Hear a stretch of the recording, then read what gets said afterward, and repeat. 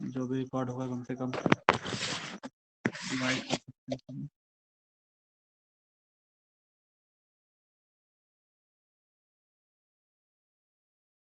ठीक है,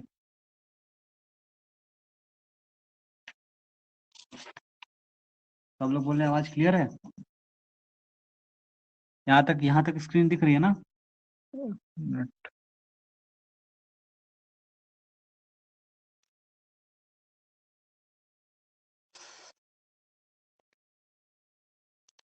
देखो भाई,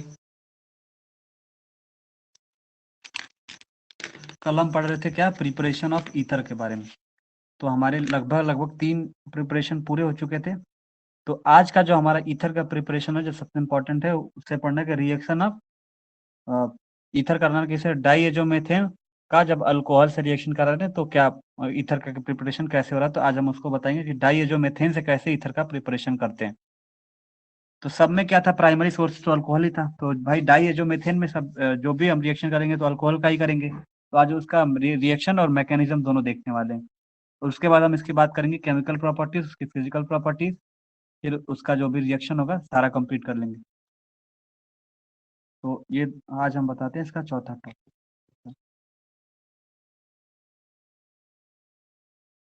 reaction of die एजोमीथेन।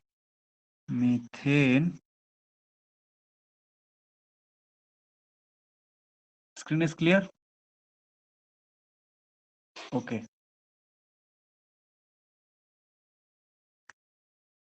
On alcohol. ठीक है। तो आज जो हमारा जो फोर्थ टाइप है कि कैसे हम प्रिपेयर करते हैं ईथर का प्रिपरेशन कैसे कैसे होता है, तो 3 तरह का हम देख चुके थे। और आज जो हमें देखना है वो क्या देखना है, डाई एजोमीथेन का प्रिपरेशन देखना है। डाई एजोमीथेन से प्रिपरेशन देखना है ईथर का। जब भी अल्कोहल का हम रिएक्शन कराते हैं तो कैसे होता है, इसका हम प्रिपरेशन देखने वाले हैं और क्या इसका देखने वाले हैं, मैकेनिज्म भी देखने वाले हैं। तो चलिए आज बात करते हैं हम इसके बारे में।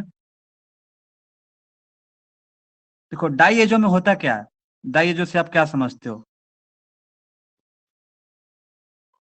ये बोल सकते हैं CH2N2, जिसमें क्या होगा कि 2 नाइट्रोजन होगा और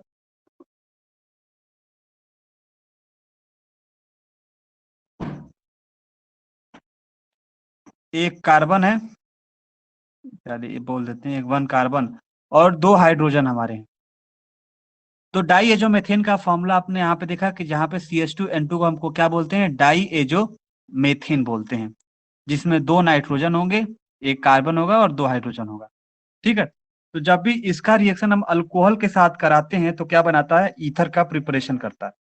तो कैसे करता है एक बार रिएक्शन देखिए, उसके बाद उस रिएक्शन का हम कंप्लीट मैकेनिज्म देखने वाले हैं। देखो भाई, ये हमारा क्या हुआ, अल्कोहल, और प्लस क्या कराना है, CH2N2 का रिएक्शन कराना है। तो वो क्या बना रहा है, ईथर। एक बेसिक आप जान लो क्या बना रहा है, ईथर बना रहा है, मतलब ईथर का प्रिपरेशन कर रहा है। ठीक है। अब इसका हम रिएक्शन देखते हैं, इसका कैसे रिएक्शन हो रही है। सपोज दैट हमारा क्या है, ROH है, मीन्स अल्कोहल, और इसका हम रिएक्शन क्या करा रहे हैं, CH2N2 से। तो ये क्या प्रोडक्ट बना रहा है, किसके प्रेजेंस में, तो HMU के प्रेजेंस में। तो यहाँ पे कौन सी रिएक्शन हो रही है, डाइजोमेथेन में कौन सी रिएक्शन होगी, तो फोटोकेमिकल रिएक्शन होगी। मतलब क्या होगा इसमें, हम किसकी रिएक्शन होगी, तो लाइट के प्रेजेंस में। HMU का मतलब क्या होता है, लाइट के प्रेजेंस में इसका रिएक्शन जब भी होगा लाइट के प्रेजेंस में होगा। तो कहने का मतलब है कि आज हम प्रिपरेशन देख रहे हैं ईथर का किससे, डाइएजोमेथेन से। तो इसमें कौन सा जो मेजर रोल प्ले कर रहा है, तो ये कर रहा है हमारा HMU। तो कौन सा रिएक्शन, ये तो फोटोकेमिकल रिएक्शन बोल सकते हैं इसको, फोटोकेमिकल रिएक्शन। यहाँ पे क्या कराएंगे, फोटोकेमिकल रिएक्शन कराने वाले हैं। मतलब जब भी अल्कोहल का रिएक्शन डाइएजोमेथेन से रिएक्ट करेंगे, दोनों दोनों रिएक्टेंट, और इसमें हम फोटोकेमिकल के प्रेजेंस में जब रिएक्शन कराएंगे तो क्या बनाएगा, ईथर का प्रिपरेशन करेगा। तो जब भी ये दिया रहेगा रिएक्टेंट साइड में, ये और ये HMU दिया रहेगा, तो अब क्या बनाएगा, ये ईथर का प्रिपरेशन करेगा। ये देखिए, ये R, ये हो गया O, और ये क्या हो गया CH3, और ये वाला N2 जो हो गया वो बाहर निकल जाएगा। यहां तक क्लियर है सबको? तो मैंने आपको यही बोला कि इसका जो जो फोर्थ टाइप है कि कैसे हम डाई एजोमेथेन और अल्कोहल का रिएक्शन कराते हैं तो ईथर का प्रिपरेशन होता है। और फिर हमने आपको ये बताया कि CH2N2 में इसको हम बोलते हैं क्या, डाई एजोमेथेन बोलते हैं। और यही डाई एजोमेथेन, डाई एजो जो भी हमारा डाई एजो का है, एक प्रैक्टिकल में आपके केमिस्ट्री में ये सबसे इंपॉर्टेंट है। डाई एजो बनाने के लिए मेथेन तो नहीं रहेगा, लेकिन कुछ डाई एजो ही बेसिकली वहां पे बनाया जाता है। तो ये आपका प्रैक्टिकल में यही कराया जाता है। एक तुम्हारा रहता है इस कौन सा था भाई, टाइट्रेशन। हाँ, प्रैक्टिकल में पहला केमिस्ट्री में एक टाइट्रेशन कराया जाएगा और आपको एक डाई ये जो बनाना रहेगा, या तो ये बनाना रहेगा और एक, या तो एक और सॉल्ट है, कौन सा है याद नहीं आ रहा, वो बनाया जाएगा। दोनों का प्रिपरेशन बताएंगे कैसे किया जाता है उसका। प्रैक्टिकल वाले तुम्हारे अगर नहीं होंगे तो प्रैक्टिकल वगैरह हम समझा देंगे आसानी से, एक मेथड बताएंगे, ऑलरेडी तुम सॉल्व कर लोगे, पूरा सही हो जाएगा। प्रैक्टिकल मेजर रोल प्ले करेगा पूरे भी एग्जाम में। प्रैक्टिकल में 50 मार्क्स के प्रैक्टिकल होने वाले हैं, तो उसमें लगभग 45 प्लस में तुम लोग को जाना है किसी हाल में। ओके, तो इसमें वो क्या रहा है कि जब अल्कोहल और डाई जो मेथेन का जब रिएक्शन करा रहे हैं तो ईथर का प्रिपरेशन हो रहा है। तो किसके प्रेजेंस में ये ईथर किसके प्रेजेंस में होगा, तो जब फोटोकेमिकल रिएक्शन कराएंगे तब जाके वो ईथर का प्रिपरेशन होगा इसके अंदर। ठीक है, अब इसके हम देखने वाले क्या है, मैकेनिज्म। क्या देखेंगे, मैकेनिज्म देखने वाले हैं। देखो मैकेनिज्म बिल्कुल आसान है। ठीक है, इसके मैकेनिज्म बिल्कुल इजी है, बिल्कुल आसान है। अल्कोहल को जो भी इसका रिएक्शन करा ईथर बन गया। देखो ये तो बन गया, लेकिन ये बना कैसे, तो उसका मैकेनिज्म बताएंगे ना कि कैसे बना। तो मैंने आपको क्या बोला, मैकेनिज्म में किसी एक पर्टिकुलर, सपोज दैट ये ए और बी दोनों का रिएक्शन हर में होता है, तो किसी एक को उठा लो। किसी एक को नहीं, बेसिकली इसी को उठाएंगे, बी वाले को, अल्कोहल को अभी पास में रखते हैं इसमें। डाई एजो जो हमारा मीथेन है उसको पहले हम लेते हैं स्टेप फर्स्ट में।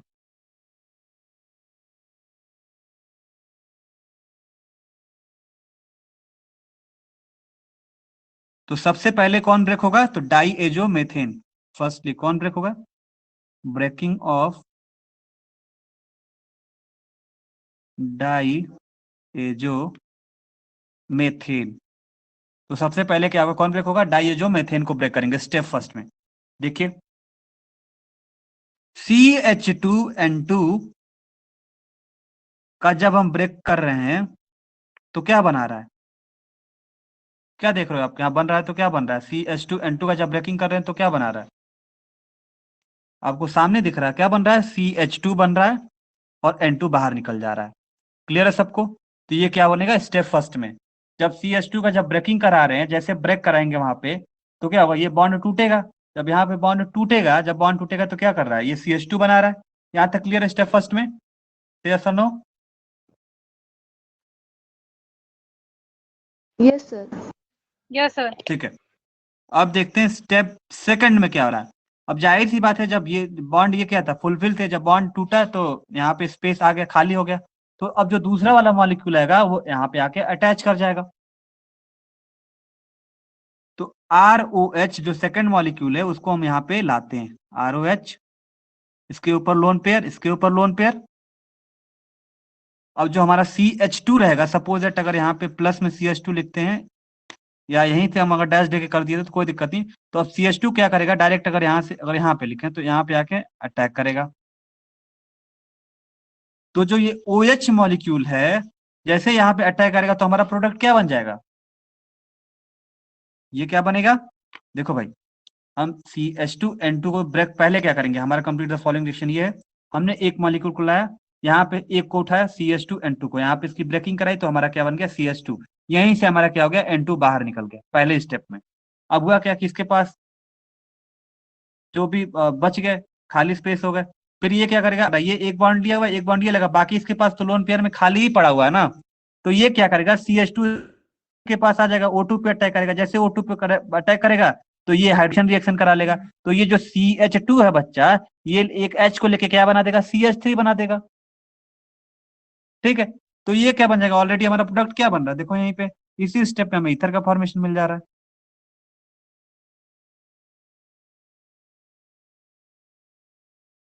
और इसमें कौन सी गैस निकल रही है? तो नाइट्रोजन गैस। यहाँ पे देखो पहले स्टेप पे, तो ये हमारा हो गया इसका मैकेनिज्म, सबसे आसान मैकेनिज्म इसका था। क्लियर है सबको? फिर से एक बार बता रहे हैं, डाइएजोमेथेन का जब भी रिएक्शन कराएंगे किससे? अल्कोहल से, और उसको लाइट देंगे इन प्रेजेंस ऑफ लाइट या फोटोकेमिकल रिएक्शन में, तो ये हमारा ईथर का प्रिपरेशन करेगा और नाइट्रोजन हमारा यहाँ पे निकल रहा।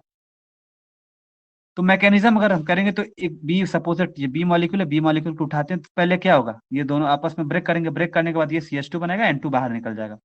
फिर हमारा जो ये बचता है, जो भी बचता है स्टेप फर्स्ट या स्टेप फर्स्ट में, उसको क्या करते हैं? जो दूसरा मॉलिक्यूल है उस पर लेके अटैक करा देते हैं। जैसे इस पे अटैक करा है तो ये वाला मॉलिक्यूल क्या हुआ?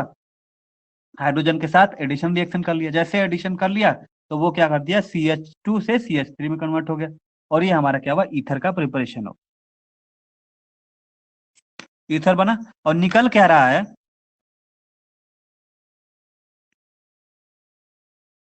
N2 गैस इसमें से निकल रही है।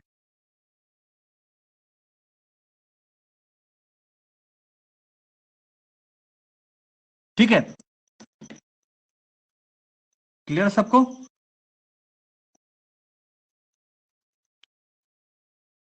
सबको क्लियर है? से या नो तभी बोलो, जल्दी जल्दी बोलो, बहुत पढ़ाना। यस सर, क्लियर है। तो देखो एक बात ध्यान देना, जहां पे जितने ज्यादा गैस निकलती है, जिस भी रिएक्शन का, जिस भी केमिकल रिएक्शन की जितनी ज्यादा गैस निकलेगी उतना ही ज्यादा उसका रेट ऑफ रिएक्शन होता है।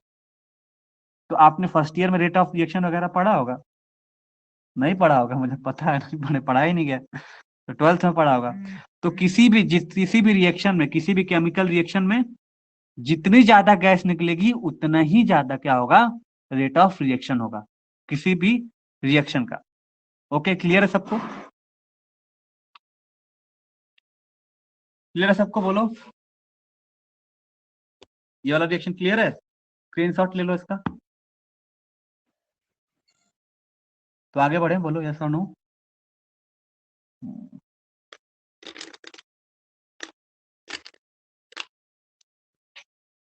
क्लियर है?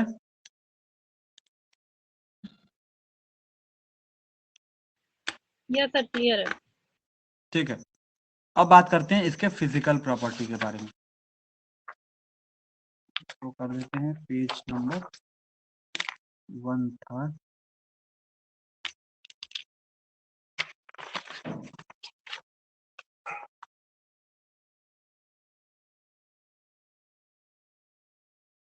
अब बात करते हैं इसके फिजिकल प्रॉपर्टी के बारे में, पेज 2 पे। फिजिकल प्रॉपर्टी,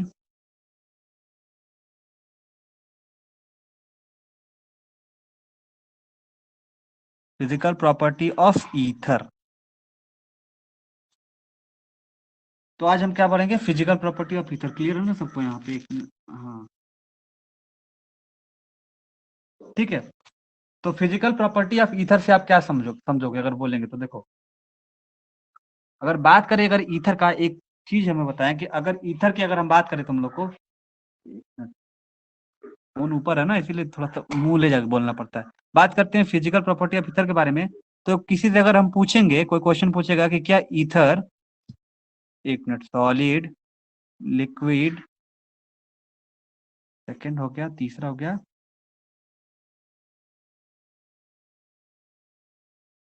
तो जो मोस्ट ऑफ द ईथर होते हैं वो सॉलिड होते हैं कि लिक्विड होते हैं कि गैस होते हैं? तो आपके दिमाग में यही क्वेश्चन आना चाहिए कि सब, कि मोस्ट ऑफ द जो ईथर होते हैं वो क्या होते हैं? सॉलिड होते हैं कि गैस होते हैं कि लिक्विड होते हैं? तो आप बताओगे कि most of the ether are in gaseous state. किस स्टेट में होते हैं? तो गैसियस स्टेट में होते हैं।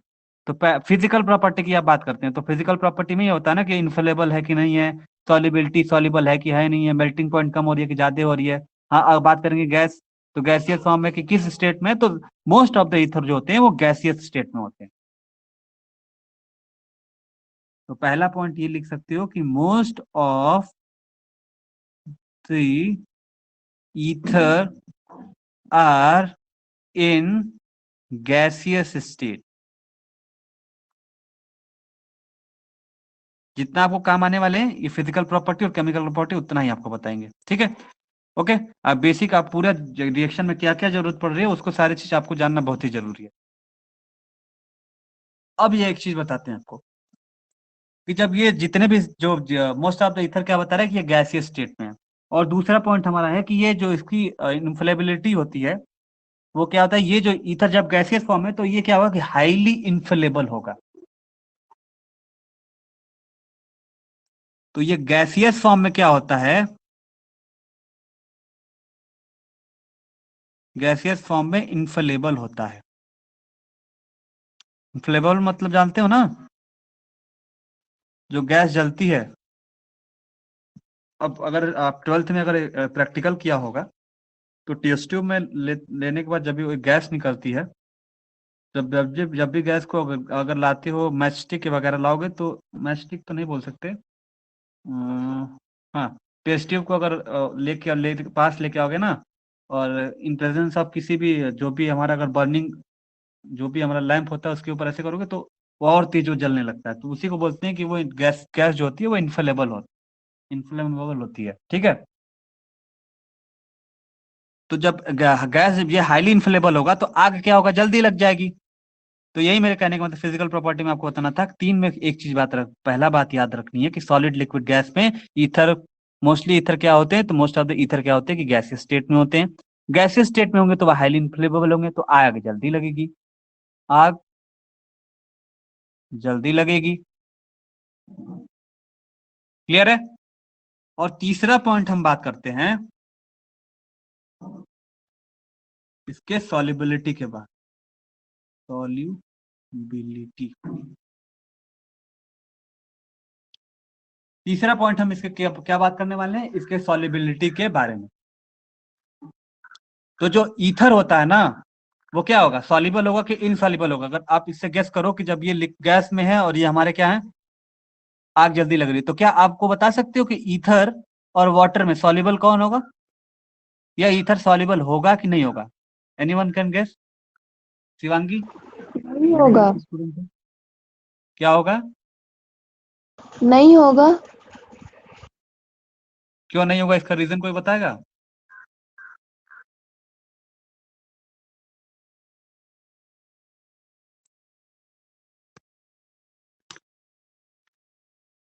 बोलो जल्दी जल्दी बोलो, नहीं आ रहा तो बोलो नहीं। देखो ईथर में क्या होता है, देखो CH3 या ROR लिख दो, और H2O में देखो HOH में, तो ये क्या शो कर रहा है, वाटर जो होता है वो हाइड्रोजन बॉन्डिंग को शो करता है, और ये ईथर में हाइड्रोजन बॉन्डिंग, हाँ यहाँ पे वाटर मॉलिक्यूल तो है लेकिन हाइड्रोजन बॉन्डिंग नहीं शो कर रहा है, क्योंकि उसके बीच में कार्बन आ जा रहा है। क्लियर है। तो हाइड्रोजन बॉन्डिंग होने के कारण क्या होता है कि सॉल्युबिलिटी जो मोर सॉल्युबल होगा वो वाटर होगा, और ये इनसॉल्युबल होगा। तो क्या बोल सकते हो, सॉल्युबिलिटी केस में जो ईथर होता है वो क्या होता है, इनसॉल्युबल होता है।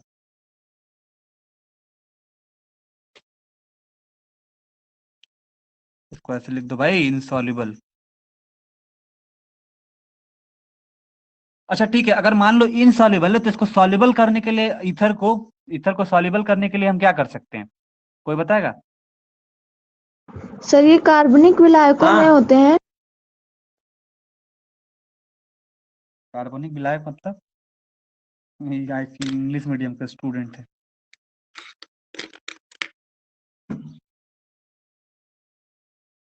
तुम्हें क्या पूछना है इसमें कि क्यों सॉल्युबल है क्यों इनसॉल्युबल नहीं है, किस कॉन्सेप्ट को समझाना है ना।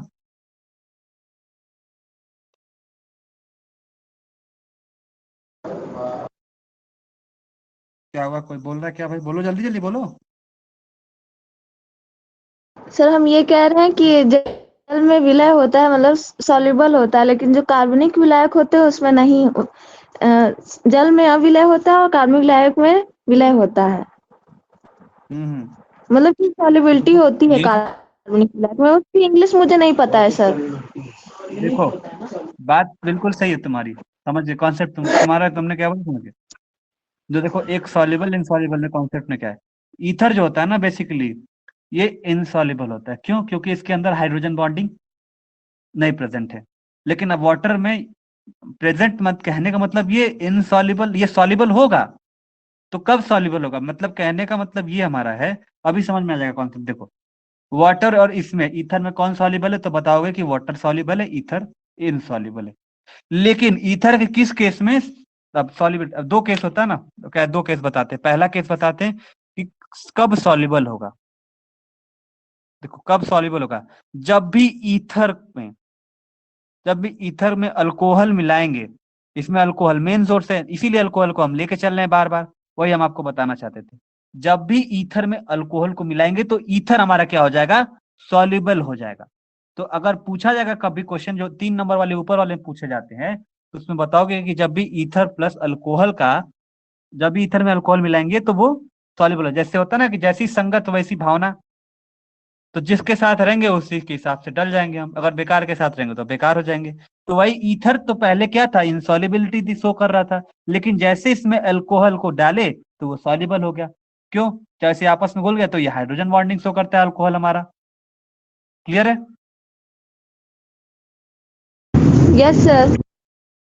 और ये इनसॉल्युबल, दूसरा के अगर कोई पूछेगा कि ये इनसॉल्युबल क्यों नहीं है, ये पूछा गया इनसॉल्युबल क्यों नहीं है, तो क्या बताओगे कि इसमें हाइड्रोजन बॉन्डिंग प्रेजेंट नहीं है।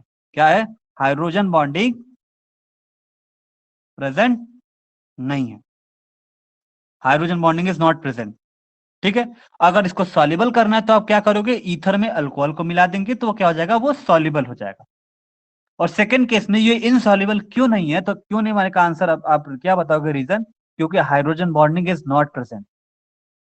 हाइड्रोजन बॉन्डिंग पता है फर्स्ट ईयर में एकदम बिल्कुल इनऑर्गेनिक में, सेकंड चैप्टर में शायद, आई थिंक, या सेकंड चैप्टर में, या बॉन्डिंग में, या कोवेलेंट बॉन्ड में, फेजान्स रूल वगैरह में, इसमें हाइड्रोजन बॉन्डिंग को एक्सप्लेन किया गया है। फर्स्ट ईयर में अगर एग्जाम हुआ रहता तो शॉर्ट नोट में आता है आपको हाइड्रोजन बॉन्डिंग को एक्सप्लेन कीजिए। ठीक है, क्लियर है।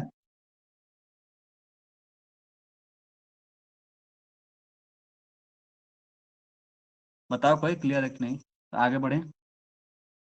Yes sir. एग्जाम्पल अगर देखो ऐसे, CH3O CH3, और यहाँ पे अगर ले लो वाटर को, तो अगर वाटर को लेते हैं तो देखो इसमें क्या है, कौन किसकी ज्यादा डेंसिटी है, किस कंपाउंड की डेंसिटी ज्यादा है, कोई बता सकता है। ये तो हम बताए ना आपको, डेंसिटी वगैरह सब पहले ही बता चुके हैं।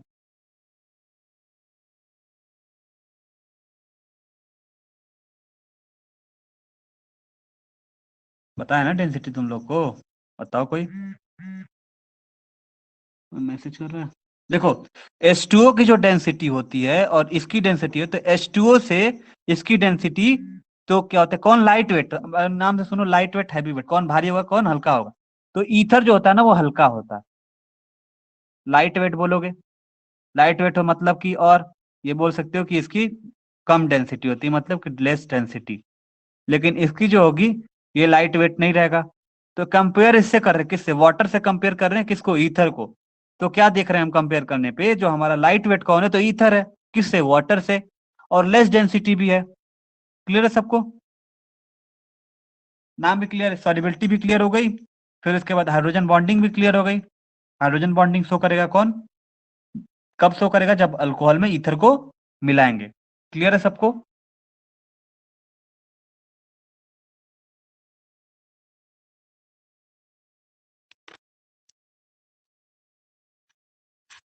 क्लियर है भाई, बोलो। यस सर, क्लियर है। रिकॉर्डेड में, हाँ। अब हाइड्रोजन बॉन्डिंग एक लिख लेना फिजिकल प्रॉपर्टीज में, कि हाइड्रोजन बॉन्डिंग एब्सेंट होती है प्रेजेंट होती है, तो बताओगे एब्सेंट होती है डायरेक्ट।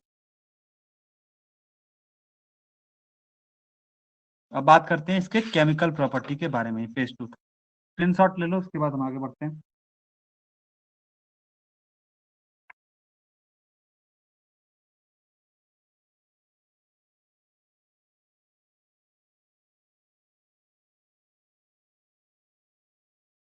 हो गया, यस बोलो भाई, सर। हो गया।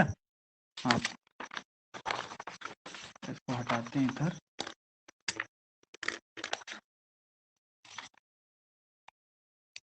अब देखते हैं हम इसके, आ गया भाई, ये इसके केमिकल प्रॉपर्टी के बारे में, केमिकल प्रॉपर्टी और इसके रिएक्शन हम देखने वाले हैं आज। तो कितने तरह के ये रिएक्शन होंगे और कितने तरह के ये रिएक्शन में क्लासीफाई होंगे, पहले तो या इतना क्या ध्यान देना है, कितने तरह के में, तो आप ध्यान रखना सिर्फ 4, 1 2 3 एंड 4। तो ये टोटल 4 टाइप का रिएक्शन देता है, टोटल 4 टाइप का रिएक्शन देता है। कौन? ये ईथर। पहला, अगर हम एक आपको एग्जांपल दे, RCH2 ऊपर और ये ईथर बीच में, मतलब ईथर ही का है, CH2 और R। तो देखो बच्चा, इस ऑक्सीजन से ये किस पे है? अल्फा पोजीशन पे। क्लियर है? ठीक है, मैसेज आ रहा क्या? क्या है? कलरफुल लेना पड़ेगा क्या? ये देखो, अगर ये हम कोई मॉलिक्यूल ले रहे हैं ईथर का, तो इसमें हम आपको समझा रहे हैं कितने तरह का रिएक्शन हो रहा है, कितने तरह का क्लासीफाई होगा ईथर में, कितने टाइप का रिएक्शन इसमें पार्टिसिपेट करने वाले, कहाँ कहाँ से टूटेगा। तो 4 जगह से टूटेगा और 4 तरह का रिएक्शन यहाँ पे बन सकता है, 4 ही पॉसिबल है। ठीक है, तो देखो हो क्या रहा है, अगर ये ईथर का एक मॉलिक्यूल है इसके अंदर, तो ये हमारा इस ऑक्सीजन से हमारा जो ये कार्बन है वो क्या है? ये अल्फा पोजीशन है। यस और नो बोलो। और यस इसी, सर। हाँ और इसी ऑक्सीजन से ये वाले कार्बन क्या है? अल्फा डैश बोल सकते हो। तो अल्फा, ये अल्फा ही हो गया, ये अल्फा डैश। तो जब भी इसमें हेलोजिनेशन कराएंगे, हेलोजिनेशन मतलब जब भी रिएक्शन बोलेगा हेलोजिनेशन कराने के लिए, अभी बता रहे हैं आपको आगे, तो क्या होगा कि हेलोजन इसी अल्फा और अल्फा डैश पे ऐड होके, इसके पास थोड़े ऐड होने वाले हैं ऑक्सीजन पे। जब भी अल्फा मतलब जब भी हेलोजिनेशन कराते हैं, क्या हेलोजिनेशन, हेलोजिनेशन कराएंगे तो जितने भी हाइलोजिनेशन में हेलोजन कौन कौन से आते हैं, तो बेसिकली इस कंप्लीट चैप्टर में क्लोरीन ब्रोमीन से ही रिएक्शन करने के लिए पूछेगा। तो ये हेलोजन है, तो हेलोजन कहाँ पे जुड़ेगा? हेलोजिनेशन में क्या होता है? हेलोजन का एडिशन होना कहाँ पे? किसी भी कार्बन के ऊपर, या अल्फा पोजीशन पे रहेगा या अल्फा डैश पे रहेगा। तो ये क्लोरीन ब्रोमीन कहाँ पे ऐड होंगे? या तो अल्फा डैश पे ऐड होंगे या तो अल्फा पे ऐड होंगे। ये अल्फा ही हमारा अल्फा डैश है। तो पहले तरीके का जो होगा, वो पहला क्लासिफिकेशन जो है वो क्या है? Alkyl group substitution reaction. क्या होगा? Alkyl group substitution reaction. भाई ये हमारा अल्किल ग्रुप ही तो है, ये अल्किल ग्रुप ही है। तो हेलोजिनेशन जब भी होगा तो हेलोजन कहाँ पे ऐड होगा? तो यहाँ पे किसी एक हाइड्रोजन को रिमूव कर देगा, मतलब सब्स्टिट्यूट कर देगा, वहां पे आके क्लोरीन लग जाएगा। यहाँ पे H2 है तो यहाँ पे H हो जाएगा। तो ये अल्किली ग्रुप है ना, तो अल्किल ग्रुप का क्या हो रहा है कि सब्स्टिट्यूशन हो रहा है। तो इसको बोलोगे अल्किल ग्रुप सब्स्टिट्यूशन रिएक्शन। तो पहला ईथर में क्या होगा? ये क्या हो सकता है पहला केस में? या तो अल्किल ग्रुप का सब्स्टिट्यूशन होगा। ठीक है, समझ गए? और दूसरा जो हम बात करते हैं, दूसरा तरीका क्या है? दूसरा कौन सा हो सकता है? कौन मैसेज कर रहा है? क्लास चल रही है भाई।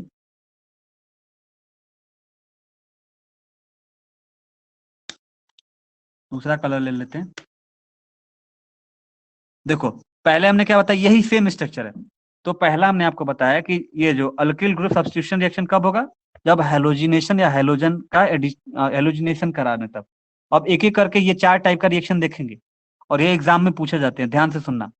तो जब भी हेलोजिनेशन कराएंगे तो क्या होगा कि अल्किल ग्रुप सब्स्टिट्यूशन रिएक्शन में किसी एक हाइड्रोजन को, या अल्किल ग्रुप का कोई भी सब्स्टिट्यूशन होगा यहाँ पे, मतलब यहाँ से एक अगर H यहाँ पे निकल जाएगा तो इस पे क्या हो जाएगा? क्लोरीन यहाँ पे ऊपर ऐड हो जाएगा अल्फा पोजीशन। और ये जुड़ेंगे कहाँ पे? तो ये अल्फा पोजीशन या अल्फा डैश पे जुड़ेंगे, ऑक्सीजन पे नहीं ऐड होने वाले।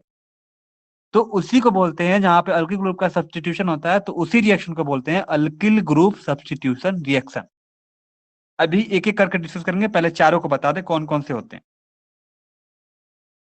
और दूसरा होता है कि reaction due to lone pair. तो जब ये एक हो सकते हैं लोन पेयर जो लगे हुए हैं, तो एक, पहला तो ये रिएक्शन इस तरीके का हो सकता है। दूसरा क्या होगा कि या तो लोन पेयर का, ऑक्सीजन आइटम का जो लोन पेयर है उसको ब्रेक कर दें, तो रिएक्शन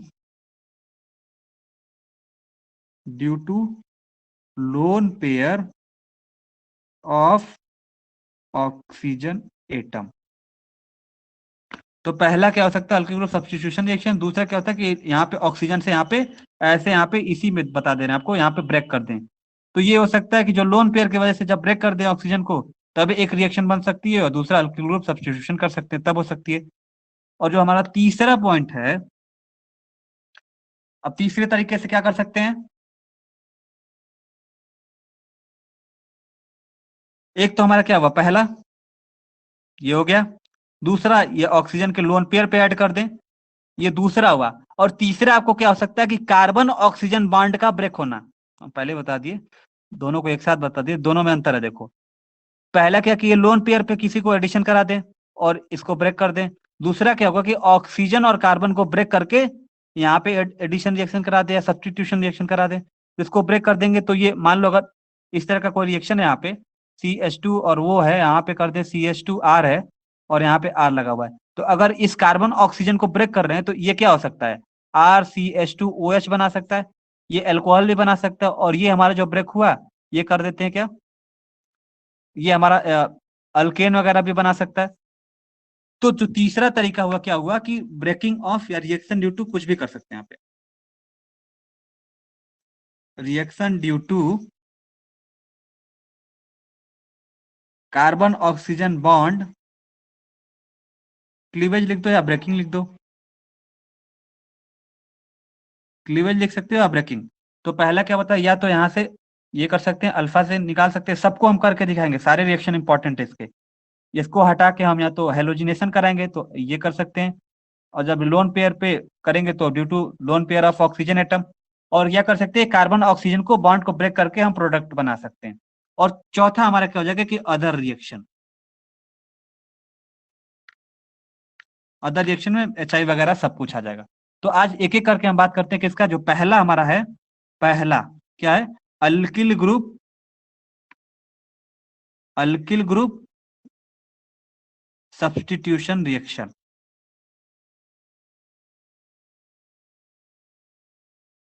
इसको नेक्स्ट पेज पे ले लेते हैं ताकि अच्छा टॉपिक है, एक एक कर क्लियर है, ठीक है। तो सबको क्लियर है ना, एक बार स्क्रीनशॉट ले लो, दूसरे पेज पे हम अल्किल ग्रुप सब्स्टिट्यूशन रिएक्शन को एक एक करके एक्सप्लेन करते हैं इसको, ठीक है। ले लो सब लोग।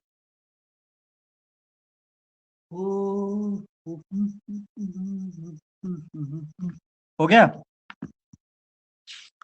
हो गया ना पलटे, चेंज कर दे भाई, चेंज कर दीजिए। ओके। तो हम देखते हैं आज पहला वाला जो है अल्किल ग्रुप सब्स्टिट्यूशन रिएक्शन।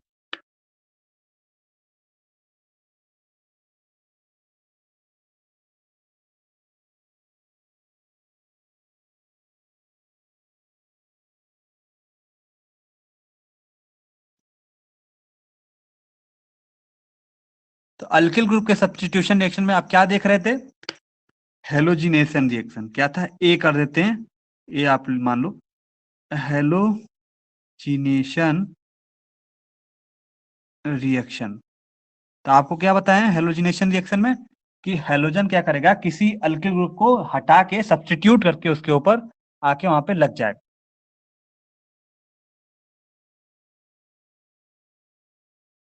तो हेलोजिनेशन में बेसिकली दो तरीके के रिएक्शन हो सकते हैं, एक हमारे क्या पढ़ने, पहला लाइट के, जब लाइट के प्रेजेंस में रहेगा तो क्या प्रोडक्ट बनेगा, और दूसरा हमारा जब डार्क का फेज रहेगा, डार्क रहेगा तो क्या प्रोडक्ट बनने वाले हैं।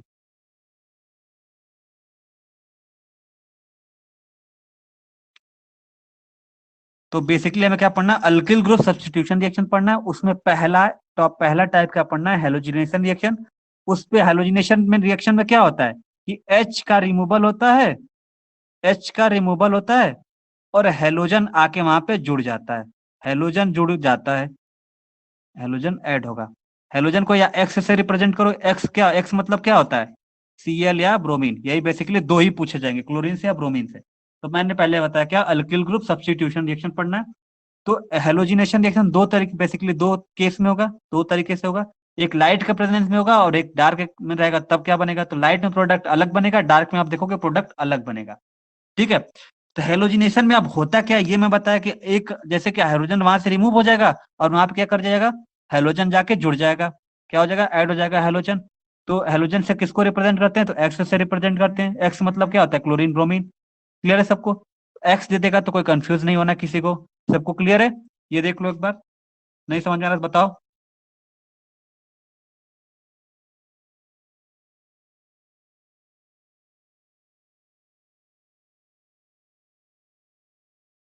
कौन फोन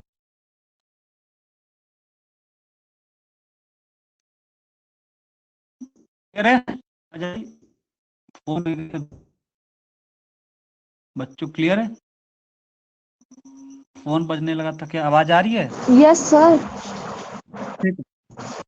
क्या है अल्किल ग्रुप सब्स्टिट्यूशन रिएक्शन? पहला इंपॉर्टेंट है, देखो हेलोजिनेशन जब भी करा रहे किसका किसका हेलोजिनेशन कराओगे? ईथर का।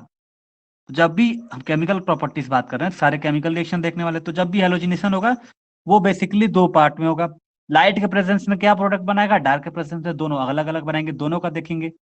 और तो इस हेलोजिनेशन में होता क्या है, तो एच कोई एच वहां से रिमूव कर जाएगा, वहां पे हेलोजन ऐड हो जाता है। क्लियर है?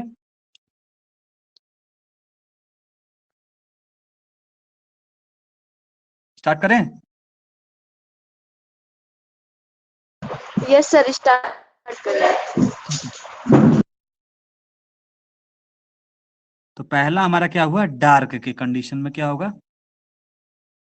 ठीक है, डार्क के कंडीशन में क्या होगा, चेंज करते हैं इसको।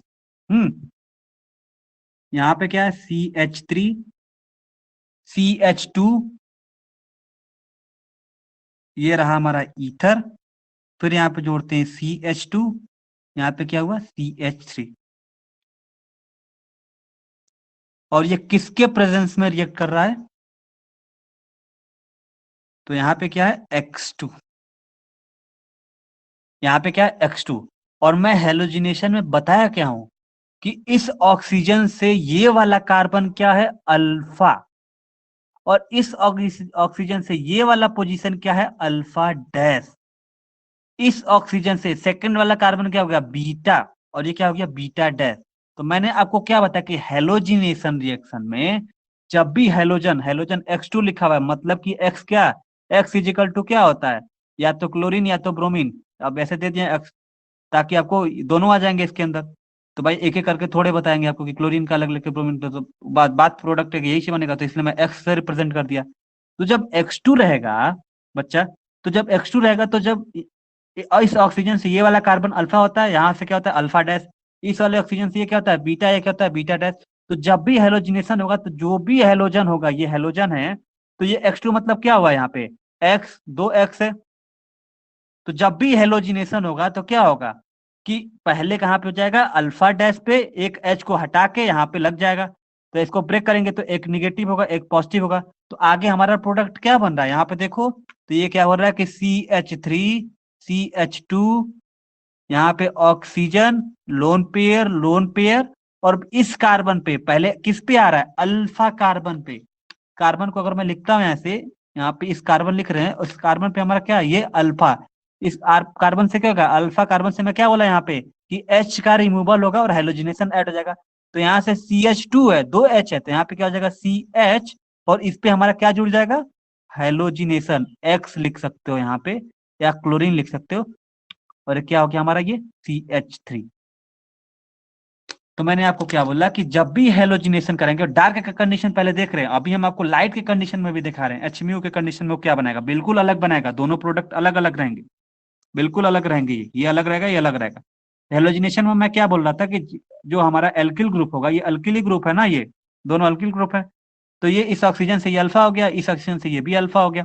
तो क्या हुआ कि वहां वाले H को वो रिमूव करके वहां पे क्या करेगा, X को ऐड कर लेगा। तो ये X जो होगा, ये वाला, वो जाके यहाँ पे ऐड हो जाएगा। तो हमारा प्रोडक्ट बन गया CH3 CH2O, और इस H पे, अल्फा पोजीशन पे, ये X जो हुआ ऐड हो गया एक H को रिमूव करके। क्लियर है सबको?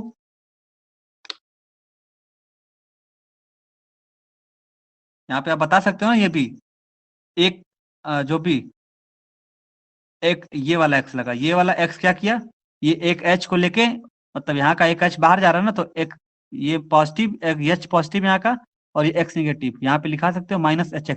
मतलब यहाँ पे प्लस में दिखा सकते हो कि HX बाहर निकला है। ये तो बोल सकते हो ना भाई, किसके साथ ये एक्स जाएगा। अगर यहाँ पे सपोज हाइड्रोजन है कि के यहाँ साथ। पे क्लोरीन का दो हाँ, तो ये हमारा क्या हो गया, प्रोडक्ट बन गया। ठीक है। अब देखो, अगर इसी सपोजिट इसी रिएक्शन को फिर से आगे प्रोसीड करते हैं, फिर से X2 के प्रेजेंस में रिएक्शन कराते हैं, किसके, फिर से X2 के प्रेजेंस में रिएक्शन कराते हैं बच्चा। फिर से X2 के प्रेजेंस, X2 मतलब क्या हो गया, इजिकल टू क्लोरीन हो सकता है या ब्रोमीन, कुछ भी हो सकता है। तो दो मॉलिक्यूल है ये भी, यहाँ पे क्या हो गया, अगर ये x है तो इसको तोड़ोगे तो क्या हो जाएगा, x x हो जाएगा, तो तोड़ोगे तो एक पे निगेटिव एक पे पॉजिटिव, ठीक है। तो जो क्या होगा, जब मैंने आपको क्या बोला कि जब इस कंडीशन में x2 से रिएक्शन करा तो इस अल्फा डैश से, मतलब अल्फा से, और ये अल्फा डैश है ना, यहाँ पे क्या है, अल्फा डैश है और ये क्या है, अल्फा है। तो अल्फा से पहली बार में जब x2 से रिएक्शन करा है तो यहाँ पे एक h को रिमूव कर दिया, यहाँ से एक h को रिमूव कर दिया, यहाँ पे x लग गया।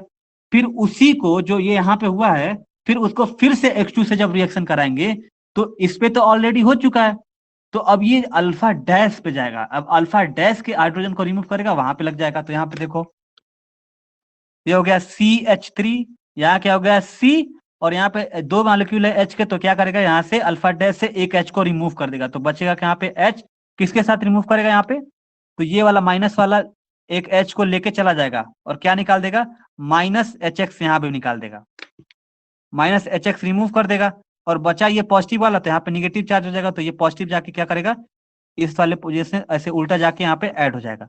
तो इस CH से क्या फिर जुड़ जाएगा, हमारा फिर से X जुड़ जाएगा, और ये हमारा वैसे फिर से लिख देंगे OO, और ये हमारा क्या होगा CH, फिर ये हमारा क्या है X, और ये CH3। तो ये वाला प्रोडक्ट हमारा किस में बन रहा है, तो डार्क के कंडीशन में बन रहा है। रिएक्शन सबको क्लियर है कि फिर से समझाए, बताओ।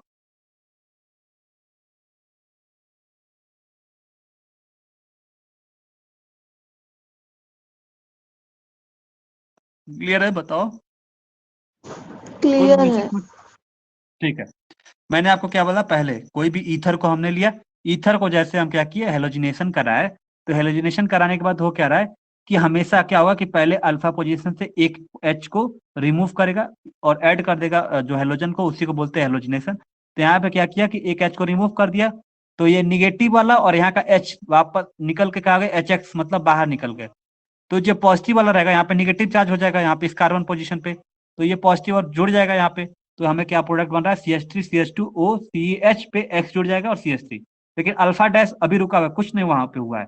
तो जब नेक्स्ट स्टेट में फिर से X2 से रिएक्ट करेंगे, तो वो जब दूसरी बार करेंगे तो HX दूसरी बार फिर से इस H को रिमूव नहीं करेगा, वो अब अल्फा डैश में फिर जाएगा। फिर अल्फा डैश को जब हटाएगा, वहां से निगेटिव और यहाँ का एक H पॉजिटिव मिलके HX बाहर निकल जाएंगे, यहाँ पे फिर निगेटिव चार्ज हो जाएगा इस कार्बन पे, तो जो पॉजिटिव वाला रहेगा वहां पे ऐड हो जाएगा। तो ऐड करके ये हमारा प्रोडक्ट बनेगा। इसका नाम क्या देंगे हम, इसको क्या लिख सकते हैं हम, आप नेमिंग कैसे करेंगे, ये अल्फा, अल्फा है, यहाँ पे ये अल्फा है और ये क्या है, अल्फा डैश है। तो इसका नॉमेनक्लेचर कैसे करेंगे, तो नॉमेनक्लेचर होगा अल्फा कॉमा अल्फा डैश, फिर क्या है, di halo di ether, di halo हो गया ना, तो ईथर बोल दो डायरेक्ट, ये बनेगा हमारा।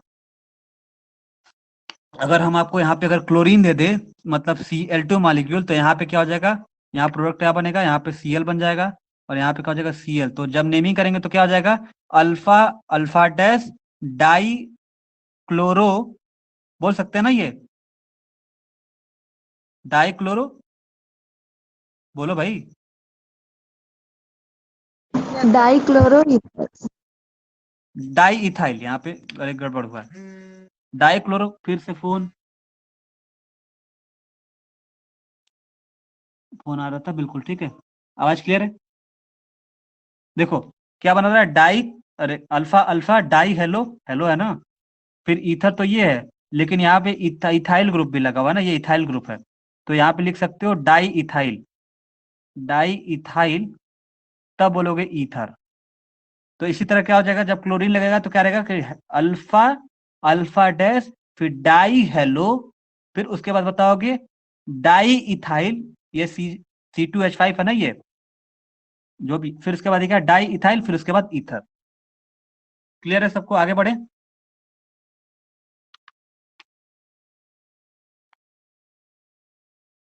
क्लियर है बच्चा, आगे बढ़े। दिख नहीं रहा क्या तुम लोग को, दिख नहीं रहा था क्या, सर स्क्रीन दीजिए। क्या चीज, स्क्रीनशॉट। हाँ स्क्रीनशॉट ले लो।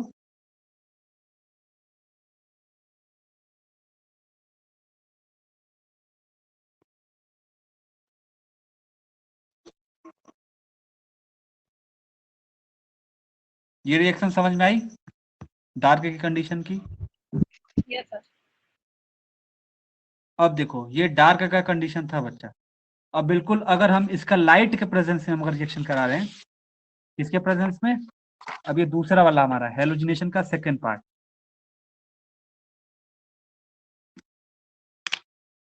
हमारा क्या है सेकेंड वाला जो है लाइट के कंडीशन में।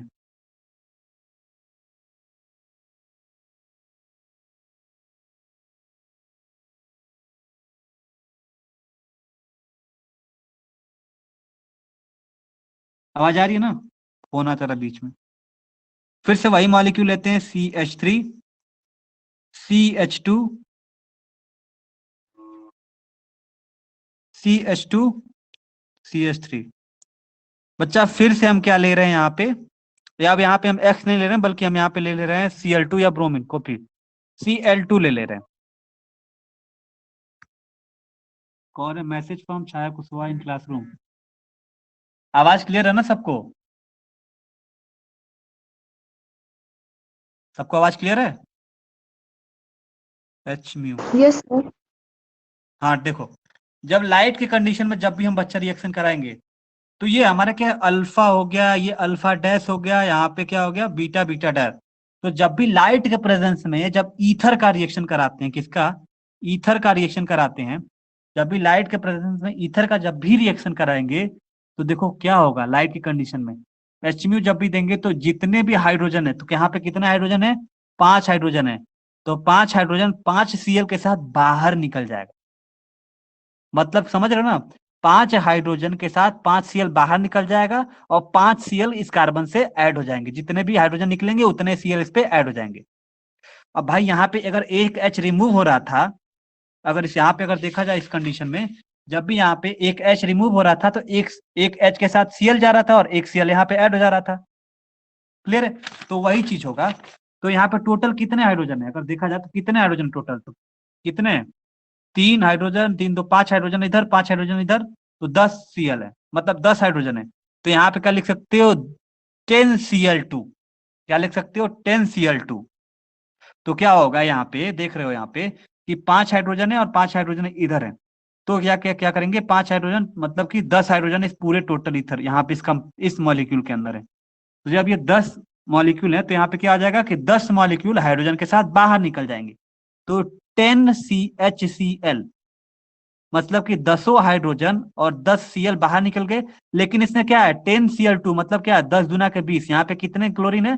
तो 20 क्लोरीन है। देख रहे हो? 10Cl2 और हाइड्रोजन हाइड्रोजन है वो 10 हाइड्रोजन और 10Cl2 बाहर निकल जाएंगे, लेकिन आधे जो होंगे उसी कार्बन पे लग जाएंगे। तो क्या होगा यहाँ पे प्रोडक्ट क्या बनेगा?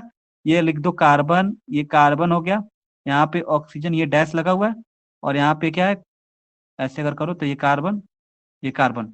तो जितने जितने हाइड्रोजन थे उतने उतने यहाँ पे Cl लग जाएंगे। तो इतना यहाँ पे कितना जाएगा? CCl3। ये क्या हो जाएगा? 2 हाइड्रोजन था तो यहाँ पे क्या हो जाएगा? CCl2। फिर यहाँ पे आओ तो क्या हो जाएगा? यहाँ पे 2 हाइड्रोजन था तो CCl